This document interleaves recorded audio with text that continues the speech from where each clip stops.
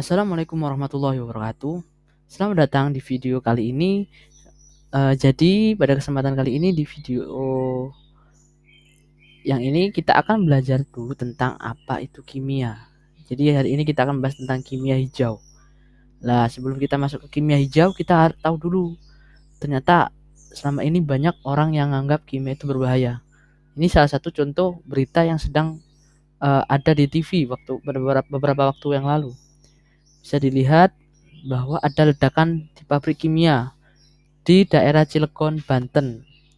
Nah, ledakan ini banyak membuat orang berpikir kalau kimia itu berbahaya karena bisa menimbulkan ledakan, berbahaya bagi alam, mencemari lingkungan, dan lain-lain.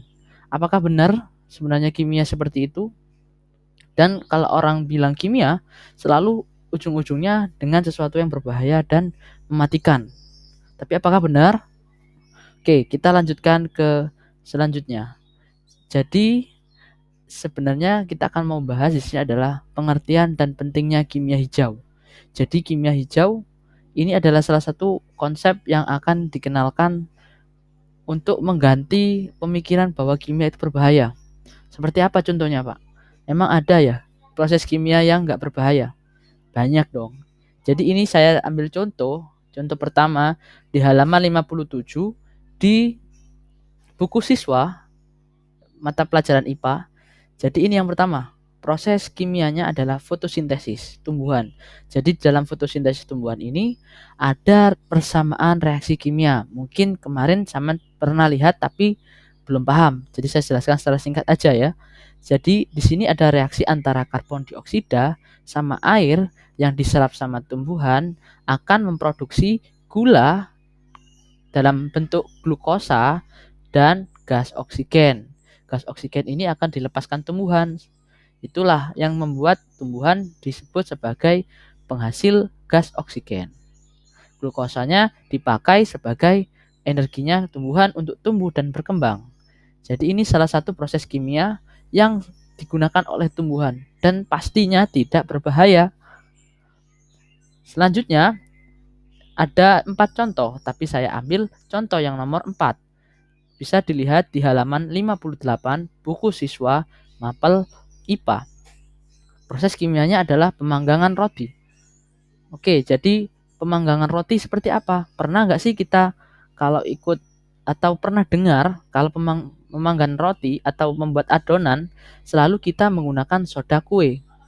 Nah, soda kue ini sebenarnya buat apa sih? Jadi, soda kue atau baking soda itu sebenarnya digunakan untuk mengembangkan adonan roti. Lah, mengembangnya adonan roti ini kenapa kok bisa mengembang, Pak?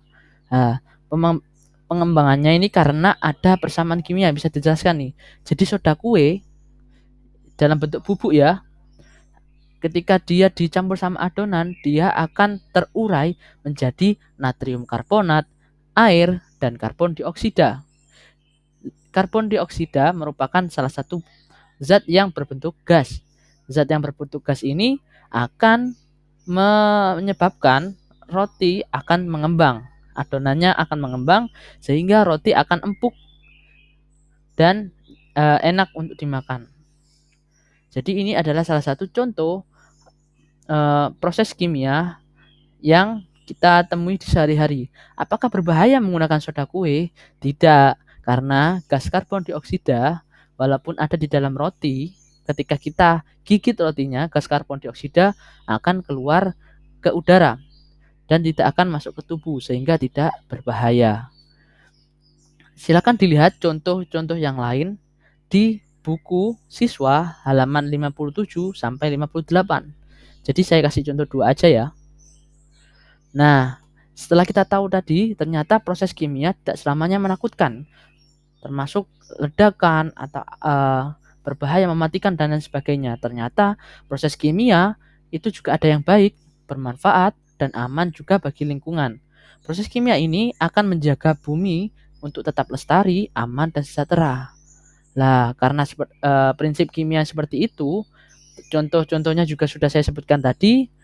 Proses kimia seperti ini bisa disebut sebagai kimia hijau atau kimia yang ramah lingkungan, ramah sama tumbuhan yang warnanya hijau.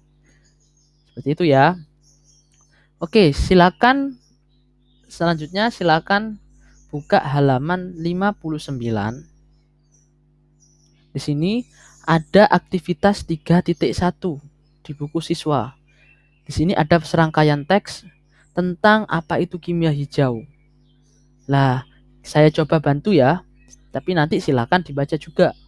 Jadi kimia hijau, seperti yang sudah saya bilang, itu adalah upaya untuk mendesain produk kimia yang aman dan ramah lingkungan, tidak berbahaya bagi alam.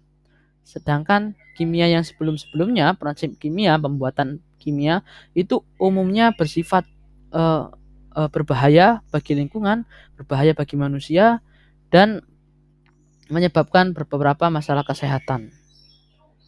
Nah, jadi konsep kimia hijau ini ada sebagai jawaban berbahayanya kimia seperti apa sih? Nah, ada di prinsipnya kimia hijau di teks ini.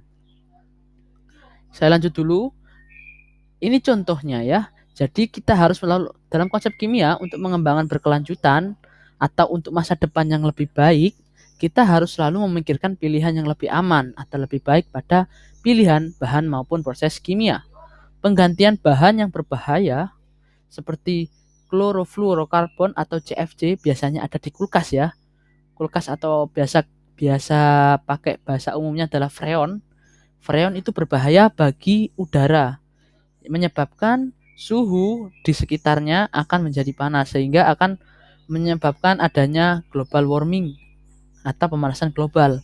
Penggantian zat ini dengan hidrofluorokarbon atau HFC akan lebih aman sehingga mencegah resiko adanya penipisan lapisan ozon dan mengurangi tingkat pemanasan global. Ada cara lain nih, selain menggunakan bahan yang aman, juga menggunakan bahan bakar alternatif sebagai pengganti bahan bakar fosil. Contohnya apa? Banyak. Jadi biosolar itu merupakan alternatif dari solar yang diproduksi dari bahan bakar fosil. Ada lagi pestisida yang aman yang terbuat dari hasil fermentasi sampah organik, sampah rumah tangga, sayur, buah, dan lain-lain sebagainya. Ya meskipun banyak yang telah dilakukan, tetap kita bisa mulai menggunakan prinsip kimia hijau ini dimulai dari hal-hal yang ada di sekitar kita. Di rumah, di ruang tidur, di dapur, kita harus sudah mengurangi bahan-bahan yang sekiranya berbahaya buat kita. Semisal nih, kita punya bahan-bahan yang beralkohol. Nah, bahan-bahan yang punya isi alkohol seperti obat luka, terus bahan-bahan lain kayak pembersih kamar mandi itu lebih baik disimpan tersendiri di ruang khusus. Jadi jangan ditaruh sembarangan ya di rumah, karena kalau nanti kena tangan, kena kaki itu bisa membuat berbahaya bagi kesehatan juga bagi lingkungan di rumah sampean. Oke, jangan lupa di sini di buku siswa halaman 60 di akhir teks ada pertanyaan. Simpulkan pengertian kimia hijau dengan kritis dan kreatif. Yang kedua, simpulkan apakah pentingnya kimia hijau dengan kritis dan kreatif. Ini bisa saya menjawab di buku tulis dengan mengerjakan tugas yang sudah ada di Google Classroom. Oke. Jadi silakan dicermati di Google Classroom dan silakan kirim di bagian tugas kelas. Oke. Terima kasih. Mungkin itu aja yang bisa saya sampaikan. Kurang lebihnya saya mohon maaf. Wassalamualaikum warahmatullahi wabarakatuh.